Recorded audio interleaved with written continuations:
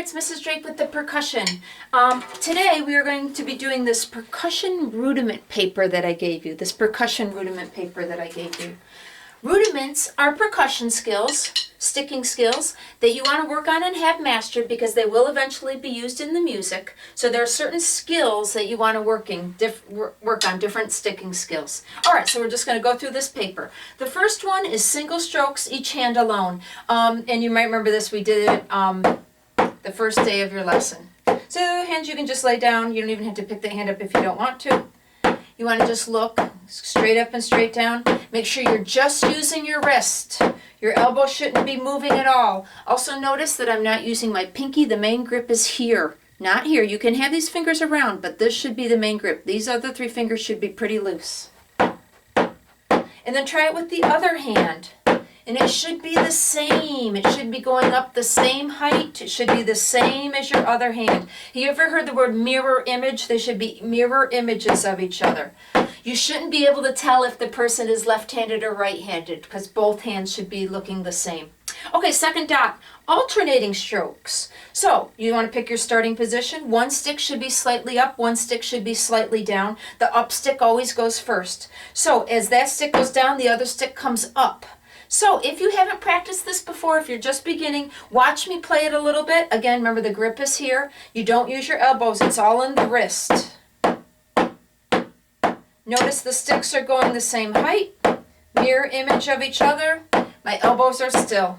Okay, double strokes. The third dot down is double strokes. Okay, this is a little more challenging. So I'm going to do a slow motion one. My right stick is starting up. So my right stick goes down, my left stick goes up. And then I'm going to do another hit down. Notice the left stick stayed up. So this is a lot more challenging. So take a look. If you've never played these before, watch me do it a little bit and you can see how it goes. You hit a regular stroke, the stand goes up, but then you do another tap. Sometimes it's called a tap. So it's hit, tap, hit, tap. And it's called double strokes. And as you get more experience, of course, you can go faster and not pick your stick up as high. You want to eventually get where you can do it like that. Okay, then the fourth dot, buzz strokes. Okay, pick one hand, the other hand you don't have to use right now. And what you want to do is let your stick bounce, kind of almost flop on the pad. So this takes a little bit of practice. Again, the main grip is here, but you want to work these fingers a little bit and see how tight you got to hold it to let it hit. You want it to hit maybe 4 times or so. I don't really count it, but you want to let it bounce. These are called buzz strokes. So you want to let it buzz on the head, not so loose like that. That's what you're aiming for. So figure out your grip a little bit. You got to use a little bit of different pressure. But listen to this. And notice I'm not picking my stick up high anymore. I'm keeping my stick low.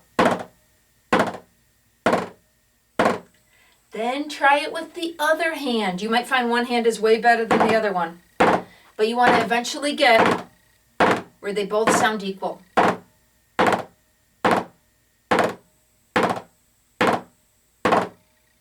That takes some practicing to get that. Those are called buzz strokes. Buzz strokes. Okay, fifth dot, alternating buzz strokes. So that means you do a right hand buzz stroke and then you do a left hand buzz stroke. That takes a lot of practice. I've done it a lot, so I can do it pretty well. For you, it might take a while to get that good at it. And that's the creation of a drum roll. That's how you do a drum roll. So when you get the buzz strokes under control, then you start to kind of speed it up, and you'll see it should sound like bzzz.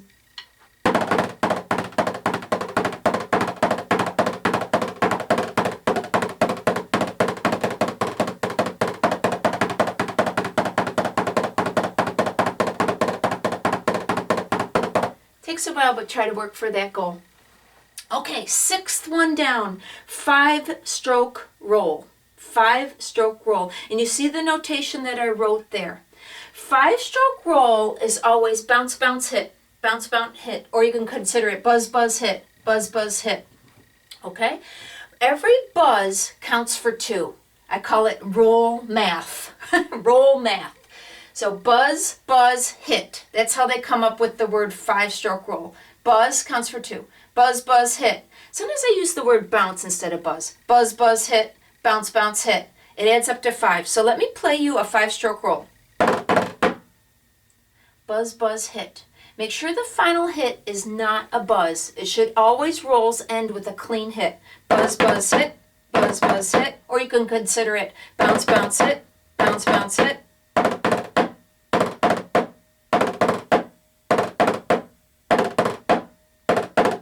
Okay? As you look at me, you can always tell which stick is up, which stick is down. I don't mean I'm way up, but you can still always tell which stick is up, which stick is down. And you notice I always alternating hands. I never hit twice in a row with my same hand in this situation. These are called 5-stroke rolls.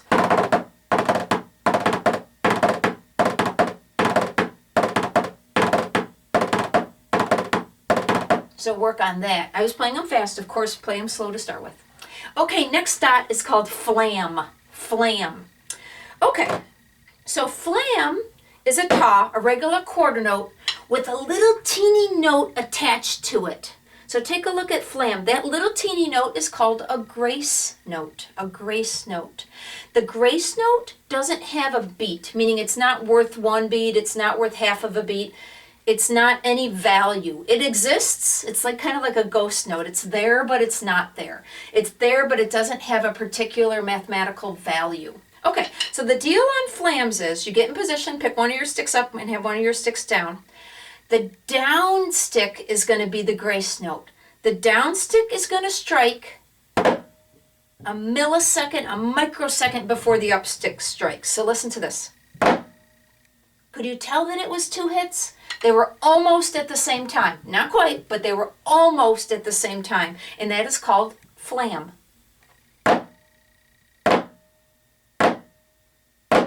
So you get in position. Remember, the down stick goes first. The down stick goes first. So when you do one flam, and the way I wrote it on the paper is flam, rest, flam, rest.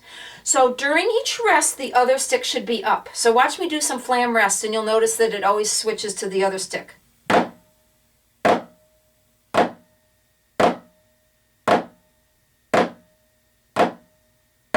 Yeah, flams. As you get more experience, you don't have to pick the stick up very high.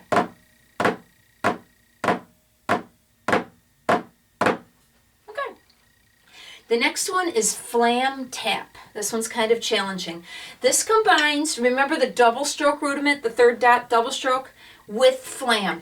So remind yourself about double stroke. Remember those double strokes? But now you're going to do a flam on the first hit.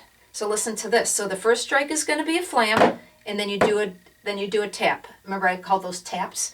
So it's a flam, tap, flam. Can you tell that it's a double stroke but with a flam on the first hit? So these are called flam taps.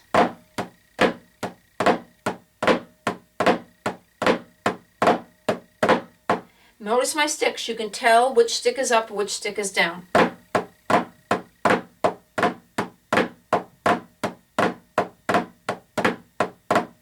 Okay? Very precise. Okay, and notice that the flam tap is written on a TT. Please take a look at how it looks. Flam taps are almost always written on TT. Okay, 9-stroke roll.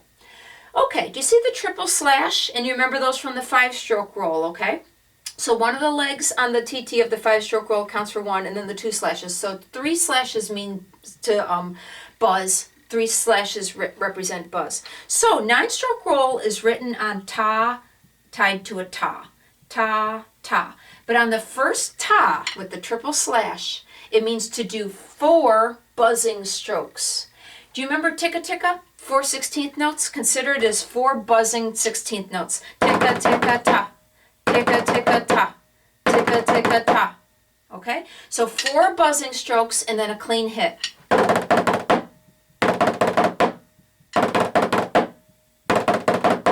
Always alternating hands. Now remember roll math. Every buzz counts for 2. So it's 4 buzzes, so that adds up to 8, And then the clean hit, that's how they get 9. That's how they call it a 9-stroke roll. So 4 buzzes, which counts for 8, and then the clean hit, that's called a 9-stroke roll. Buzz, buzz, buzz, buzz, hit. Buzz, buzz, buzz, buzz, hit. Or you could consider it 1 E and a 2, 3 E and a 4.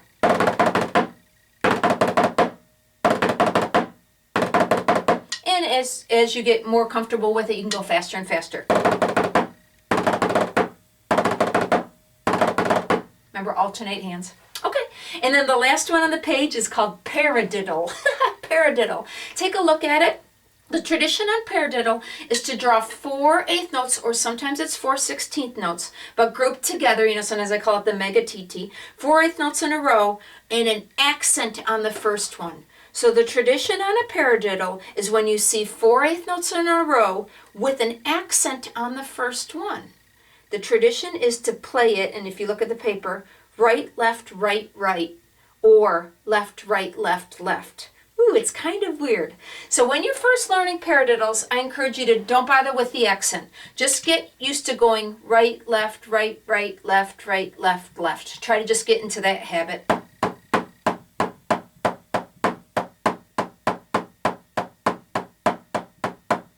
Just try to get that habit going. And then when you start to feel comfortable with that, try to do a loud hit on the first of each group.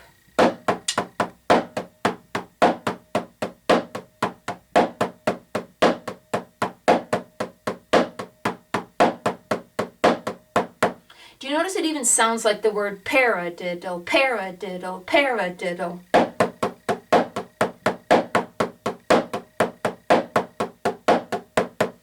All right, and those are the rudiments that go with Breeze Easy Book 1.